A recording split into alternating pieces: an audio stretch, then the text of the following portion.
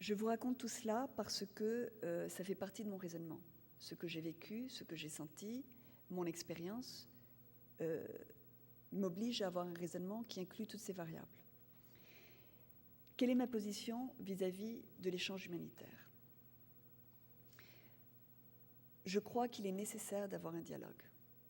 Et je crois que dans le cas de mes compagnons, qui sont en ce moment dans la jungle, une opération militaire serait dramatique.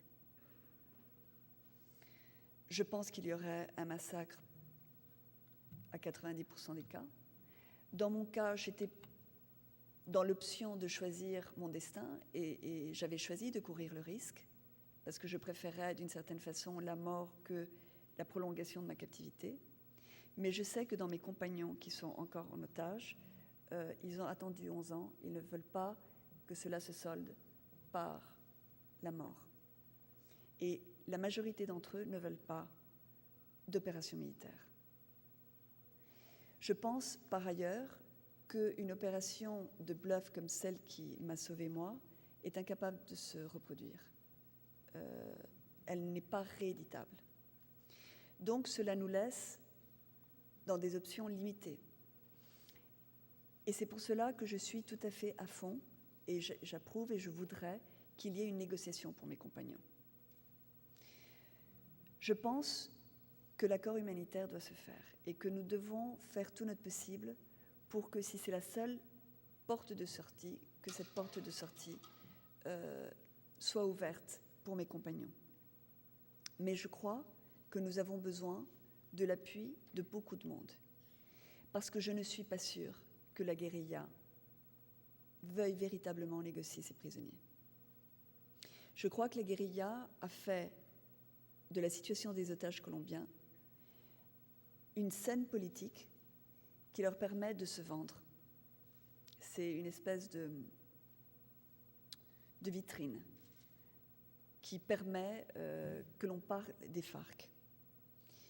Et c'est pour ça que je suis très sceptique quant à la véritable intention des FARC de négocier. C'est pour ça que je comprends aussi que le gouvernement colombien ait à plusieurs reprises essayé des négociations avec les FARC et ensuite se soit rétracté. Ceci dit, je pense que maintenant nous avons besoin que cela marche et que cela se fasse. Et c'est pour ça que j'insiste en demandant aux présidents des pays voisins de la Colombie de nous aider. Je pense que le président Chavez, que le président Correa, que le président Lula notamment, peuvent véritablement faire pression sur les FARC pour que cet état des choses, pour que cette situation, pour que ces otages soient libérés. Et je voudrais demander évidemment aussi au président Uribe d'ouvrir cette porte.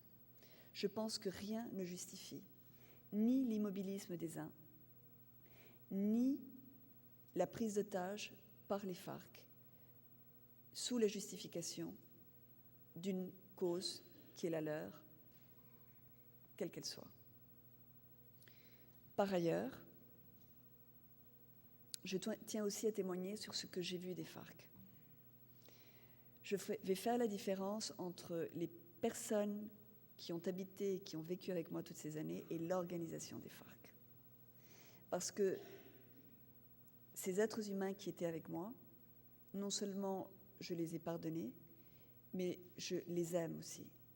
Parce que je pense qu'on ne peut pas faire de la haine un système de vie.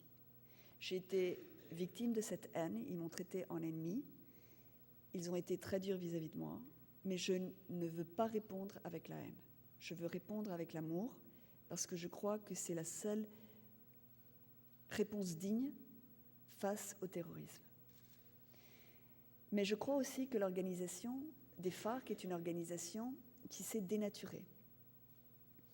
Je crois que si elle est au début partie d'une réalité socio-économique véritable, c'est-à-dire de paysans qui se faisaient massacrer dans une guerre entre libéraux et conservateurs, je crois qu'aujourd'hui, la guérilla des FARC est une organisation certes militarisée et hiérarchisée, mais je ne pense pas qu'elle soit révolutionnaire, et je crois que c'est tout simplement une organisation de façade pour un crime qui est celui du trafic de la drogue.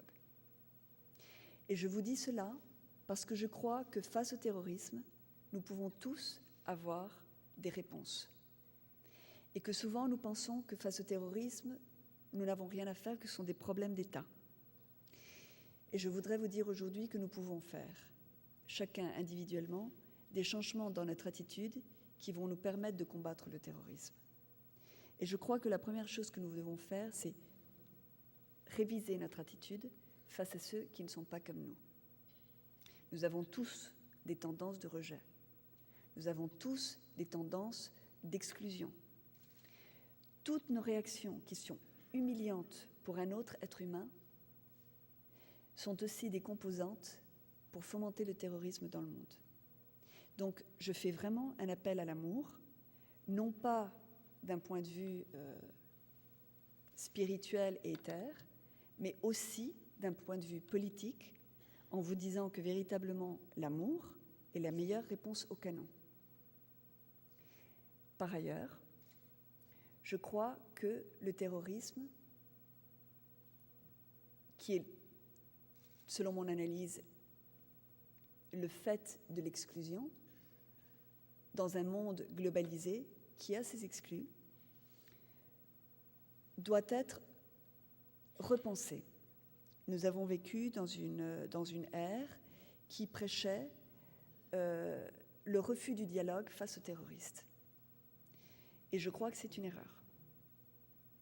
Je crois que nous devons parler aux terroristes sans cesse, leur dire ce que nous pensons de ce qu'ils font, leur dire que nous ne sommes pas fiers de ce qu'ils font, que ce qu'ils font nous fait honte en tant qu'être humain dans une planète à un moment historique que nous partageons tous, que nous ne voulons pas que nos enfants puissent connaître ce que nous connaissons, mais je crois aussi que nous devons leur parler en tant qu'être humain.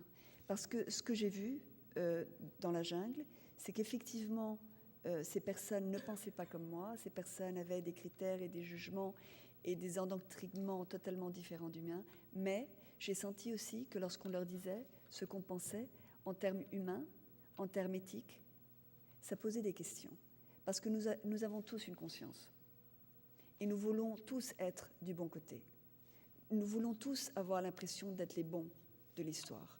Et je pense que dans ce contexte, nous devons aussi faire appel à ce côté très humain qui est là aussi chez les terroristes et de leur dire non. Oui, il faut changer le monde.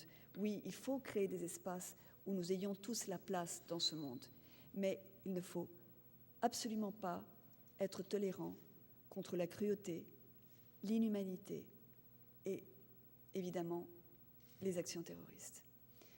Voilà, ça c'est ma position vis-à-vis de l'accord humanitaire et plus amplement de tout ce que doit être notre politique dans le monde face aux terroristes et aux challenges qu'ils nous présentent.